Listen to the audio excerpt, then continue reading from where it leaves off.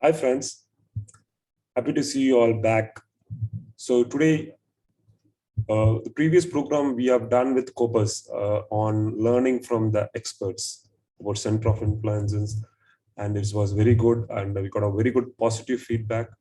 And today we're going to see one more topic from one of our expert from US. He will be sharing a lot of informations about how to be perfect in your professional. So I'm not taking much time. I'm eager to listen from him. I'm just connecting Mr. John Nicholas. Before I'm connecting with him, I'm just going to show about his profile.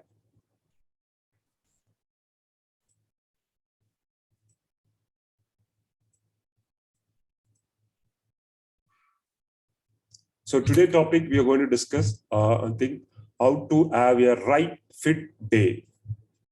So John Nicholas is the president of Disability Resource Group and National Insurance Agency and partner with Accuracy, the global insurance broking firm. He is a life qualifying member, and John has 2 COTs and 15 TOT qualification. And he also received Excalibur Knight Award in MDRT Foundation. And currently, John serves as a president of MDRT Foundation. So we will listen from what are things will be on MDRT Foundation. Apart from that, John has frequently spoken into MDRT main platform on 2012 and 2019. And in focus section, we spoken on to several years. And he have been done more than 500 programs in US. And he was the 124th National President of National Association of Insurance and Financial Advisory.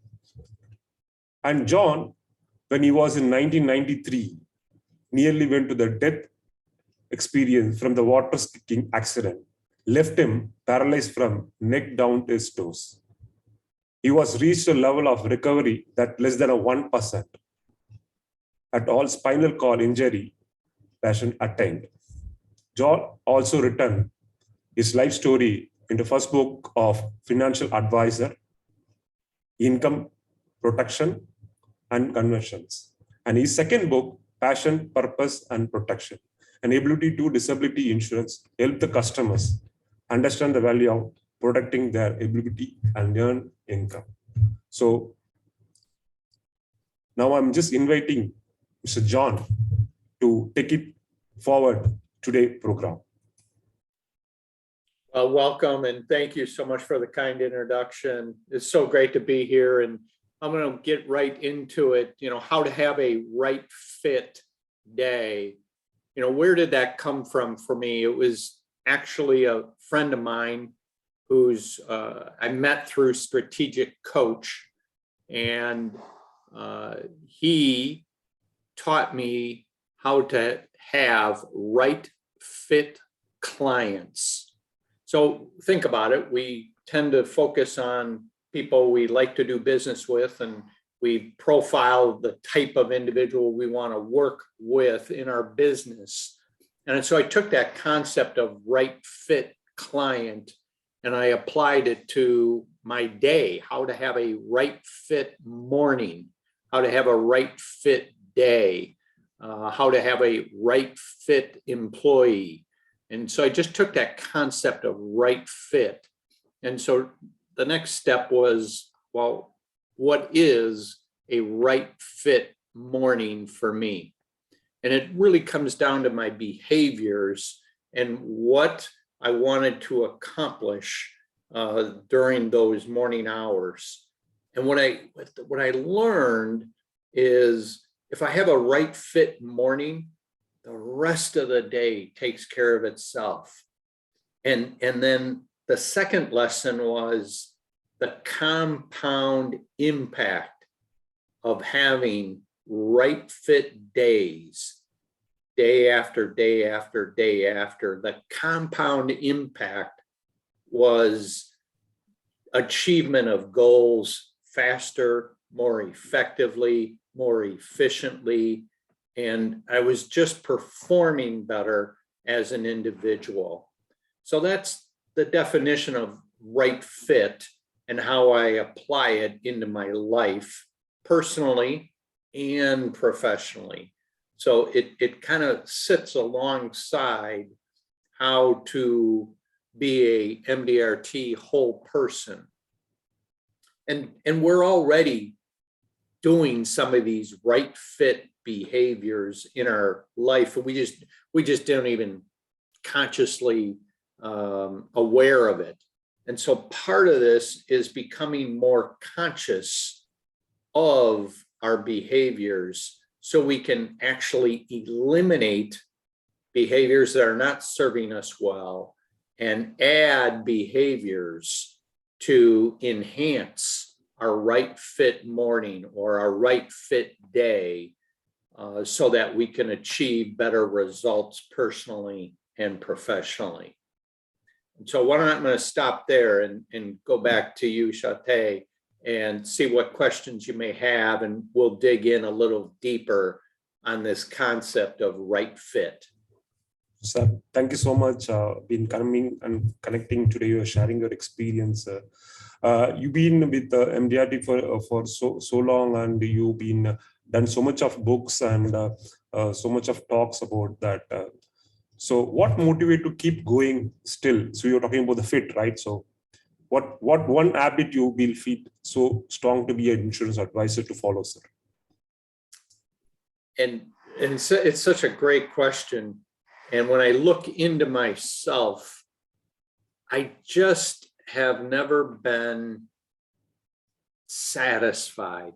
I guess I'm always hungry, and I don't eat a lot, but I'm always hungry.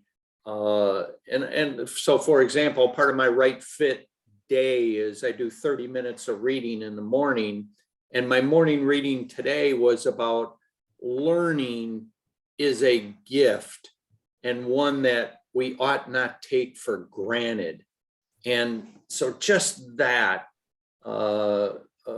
concept of always learning so we can strive forward better. What's the alternative? The alternative is we curl up and die, and I'm just not interested in that way. I'm just not wired that way. And then the other point is every year we start anew, right? January 1. And even though I've been humble enough and kind enough to make MDRT top of the table for 15 years in a row, I don't take that for granted. And the beginning of the year starts, and I'm as nervous as many other people that I'm at zero. And I don't like being at zero. And so that hunger to apply myself just is just ingrained inside of me. But I apply it not just in my professional life, I apply it in my personal life as well. And so, for example, in the morning, to begin my right fit day after I take care of some of my bathroom duties, as I do my exercises, I do my 30 minutes of reading, I have a right fit breakfast, and I have my 10 phone calls I start making right at 8:30. And all of that kind of sets up my day. And once it kind of becomes part of your lifestyle, you just automatically do it. And then you don't have to think about it. You're just doing. And when you're doing and you do it over and over and over again, you actually become better at it. I mean, what's not in my bio, which I'll fully admit to, it took me 8 years to finally make MDRT. So I was not that guy that had instant success. I actually had to work for it, right? I actually had to change my behaviors in order to achieve MDRT. Make sense? Yeah, wonderful, sir. And success, you just said about the reality of the life, that the success cannot come the day one. So you've been with 8 years of continuous efforts that make you to know more knowledge, and you've been doing it for it. So nowadays, people see the failure, they just give up. So what was your advice on that, sir? How you look on the failures? Say that again. How you look on these failures, sir? Failures. How do I look on failures? Yeah, I fail every day. I mean, here, I think I actually have an example. I do a 6-minute plank every day, and you'll see today I only did 5:22. Well, I'm not going to beat myself up over it, but I will tell you what, I will do better than 5:22 tomorrow. I mean, here's the accountability. I do a 6-minute plank. I talk about my 6-minute plank in my speeches, but I only did 5:22 today. I don't know, I must have been tired. I gave up, right? We all have excuses. We're human. Excuses will always show up. It's how do we overcome the excuse? In one of my speeches, I talk about a marathon runner. She's a professional athlete. Her name is Desi Linden. She ran the Boston Marathon a few years ago.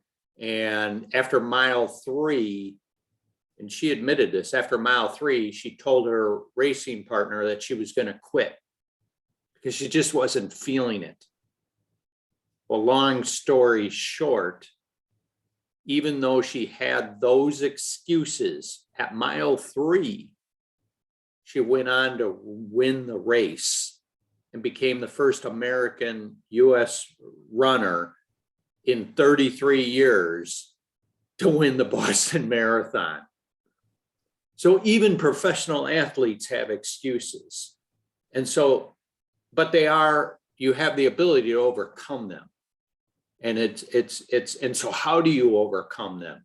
And some of that is through yourself, your own will, and some of that is putting structure in place that will help you overcome the excuse.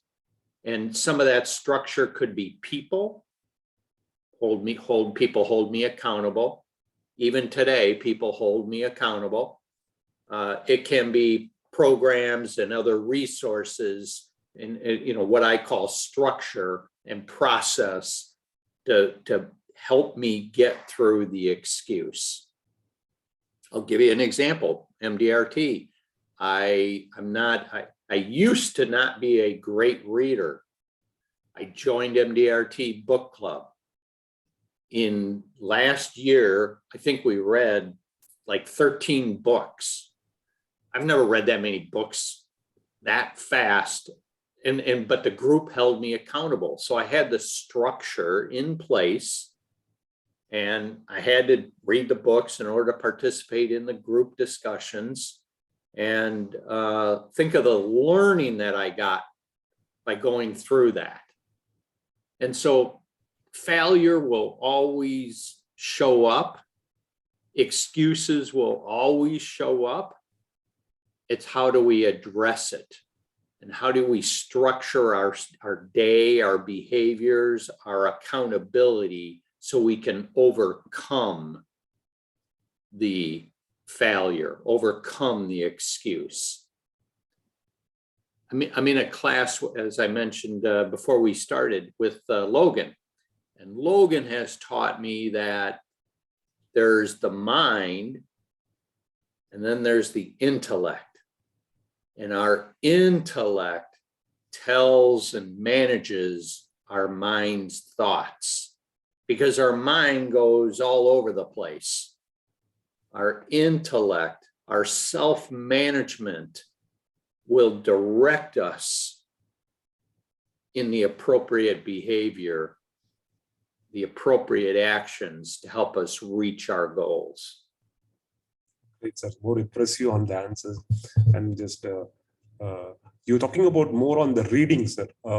I think nowadays people don't have time to read books, and they keep going to the mobiles and the laptops and go about.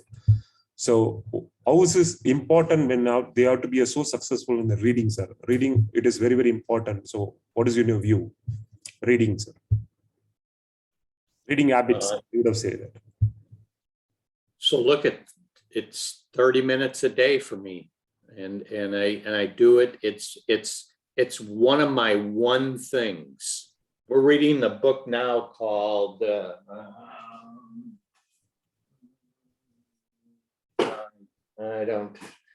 it's out in the other room. It's in my reading chair. It's called it's the one thing. You know, reading is one of my one things. I have to do it. It's built into my day. It's part of my right fit morning. And if you looked at any of the books I've read, you'll see I've got copious notes because I'm just learning from that. And many times books are repetition of other things I've learned, but the more I read it, the more it becomes part of me. I mean, Stephen Covey, you know, quite frankly, seek to understand. You know, wow. As insurance professionals or financial advisors, we ask questions to understand. You know, yeah, makes sense. Reading it just makes it become part of me.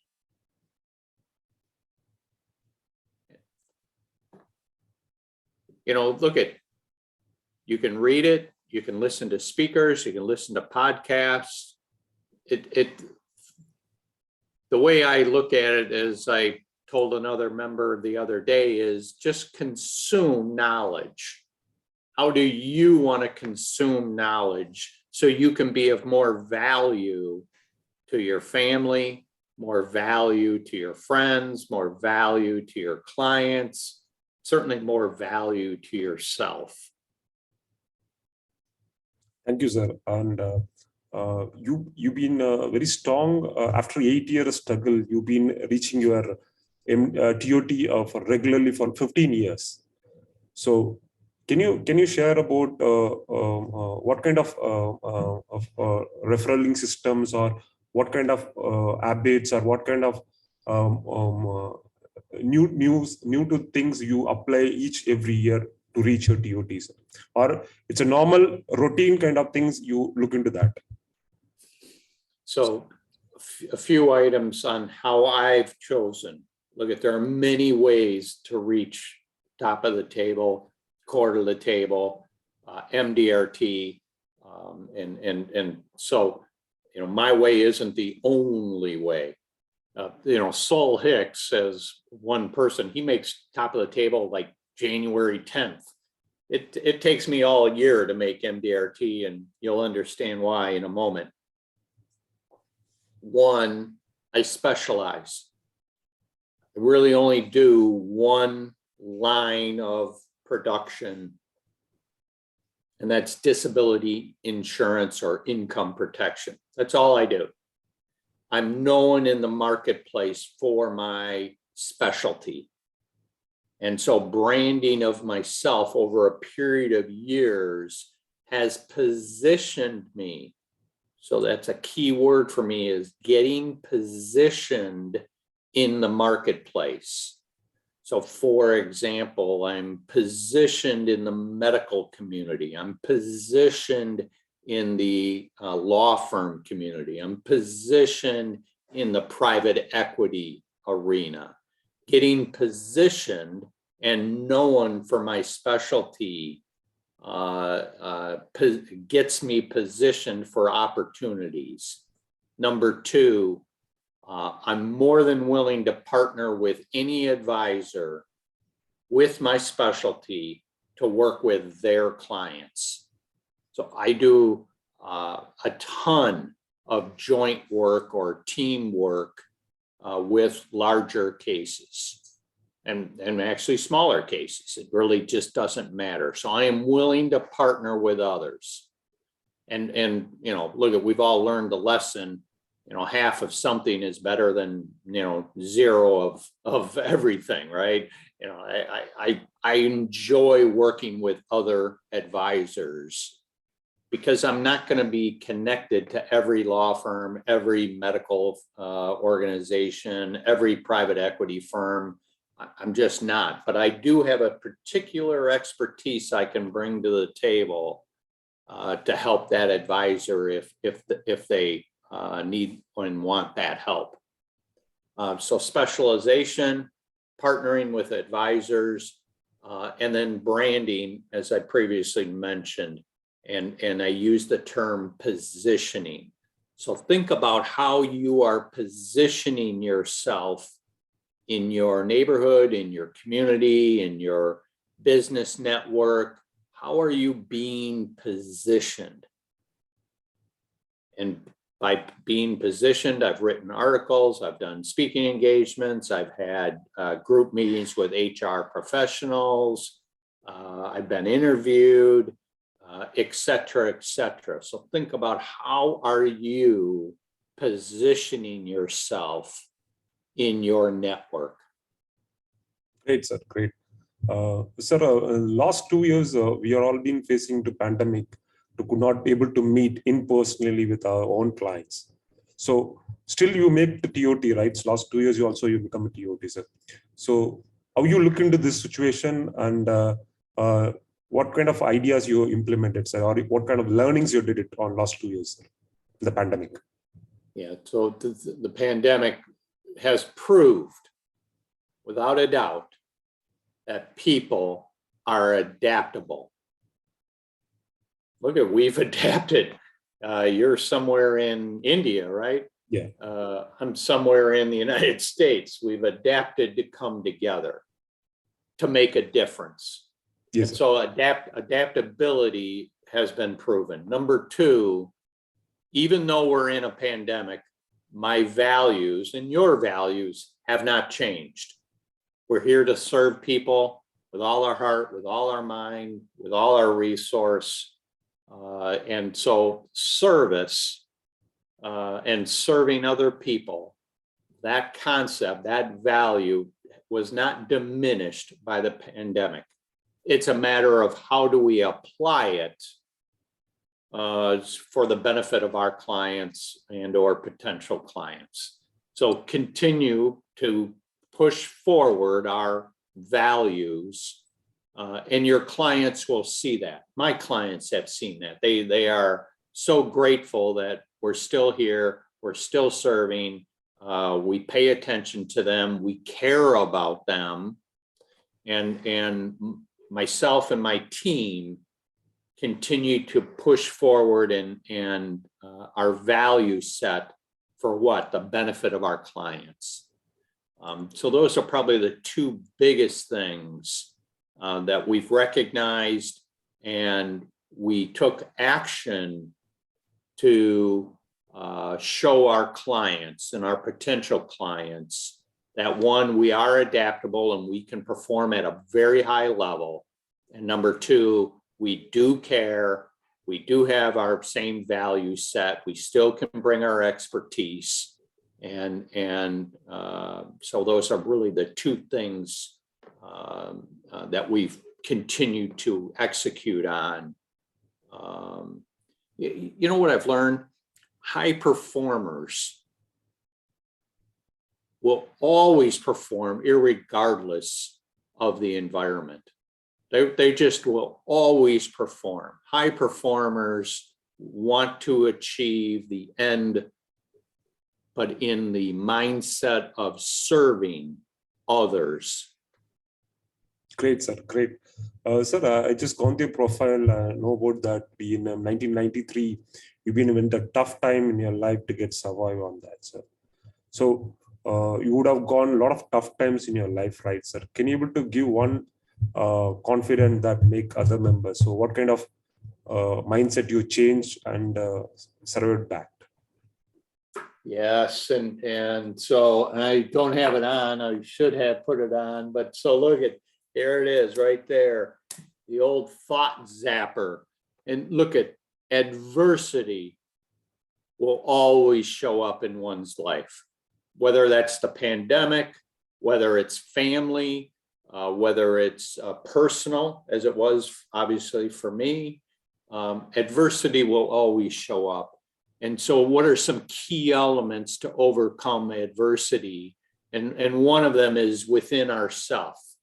And I use the thought zapper as one concept to help me stay focused on the positive and continue to, and look at the right fit morning was absolutely key for my recovery. And now my right fit morning during recovery is a little different than it is today, but my right fit morning then was focused on rehab. But so that's number one. Number two is, who do you surround yourself with?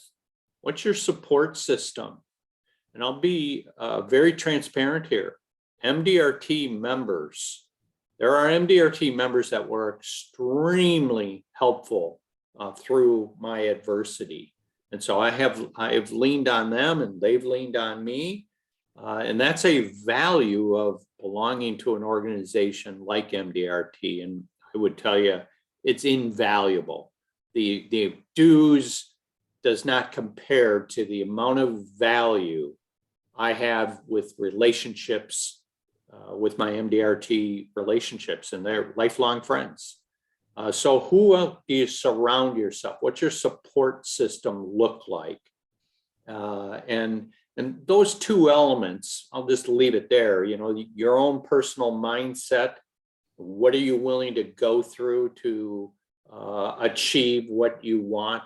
And then number two is, who do you surround yourself with to help you have the process, the system, the support system to lean on? You know, life is not an individual game. It's a team sport. I did not achieve top of the table without my invaluable team. I did not become an MDRT member without the help of others. I did not overcome my adversity without the help of others. Yes, I have to take the action, no doubt. And you know, so it's up to my behavior, but quite frankly, others play a role in pushing me forward. And I'm just so grateful for that, right? So grateful for that. Thank you, sir. And I'm so impressed with the way you talk about that. I have one or two questions again. I'm just putting it before closing it because can you recommend one book definitely the insurance advisors must read, sir, on your profession? So can you recommend one book, sir?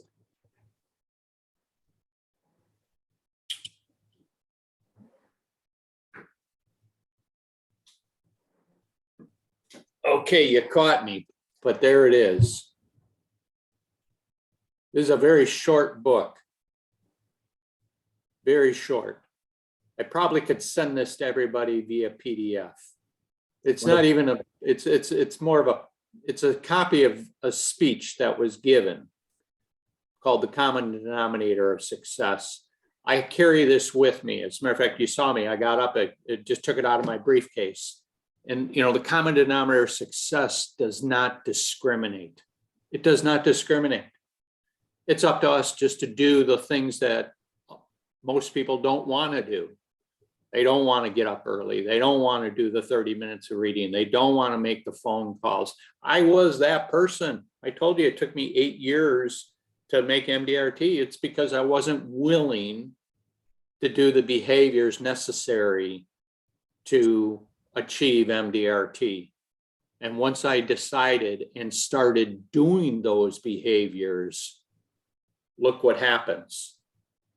I'm no more special than you. You know, I get up, I gotta, you know, I have the same chance you do as well. And so that particular concept, that book, ingrained in me, pushed me forward to do the behaviors necessary. Thank you, sir. And you've been part of MDRT Foundation. So I also been with the MDRT Foundation. Now you've been part of MDRT Foundation president. So why the foundation has to be so important members to contribute? So your views on that. So the MDRT Foundation, every MDRT member is part of the foundation. That doesn't necessarily mean every member is giving to the foundation financially, but every member of MDRT has the ability to apply for a grant for a charity of their choice to impact the community or the charity that is meaningful to them. That is available to every MDRT member. I personally have used the foundation. I've been a giver, as you know, but I've also have received grants from the MDRT Foundation. I've been able to deliver checks, money to organizations that are meaningful to me. And again, that helps with positioning. It's not why I do it, because the charities mean so much to me. But again, you do get recognized because you're giving back. And you know, people love to help those that are giving back. It's just kind of how the world works. The foundation is our foundation. And so participating in it, again, you'll have opportunities to give of your time through service, give of your money and resources to benefit others as a whole, as well as benefit charities of your choice. And again, it's a wonderful opportunity to connect with other MDRT members to make a difference in the world. You know, when our last days come, many people, the thought goes through their mind, I hope I made a difference in someone's life. By participating in MDRT, by participating in the foundation, I guarantee you, you will be making a difference in another one's life, as well as your own. The more we give, the more we receive. Thank you, sir. Thank you so much. And this could be my final question for you. So what was your plan for the year? What was your view for the particular years? Vision. What was my plan for the year? Yes, sir. Vision for the year. For 2022, sir. Yeah. Well, so I had a few things on my agenda for this year. Number one, I wanted to have my successor successfully take over my business to run it, so I can focus on some larger clients, some strategic ideas. And so that is in process. I'm going to make MDRT. We will see what level. The goal's top of the table. But I'll be frank with you. Once I kind of set the goal, I really kind of forget about it, because I just try to stay true to my daily behavior. That is the key to my success. Other people may operate differently, but for me, I really stay true to my daily behavior, because I know the compound impact of my daily behavior will get the results. And so I just stay focused on my daily behaviors. And that's my exercise, that's my right fit eating, my book reading, calling my clients, working on my strategic plan. I mean, I just stay true to that line of thinking. And so it's a harder question to answer. Yes, I do have longer term goals. Having a successor was one of them. Reformatting our strategic plan for our business. We're building out a direct-to-consumer model.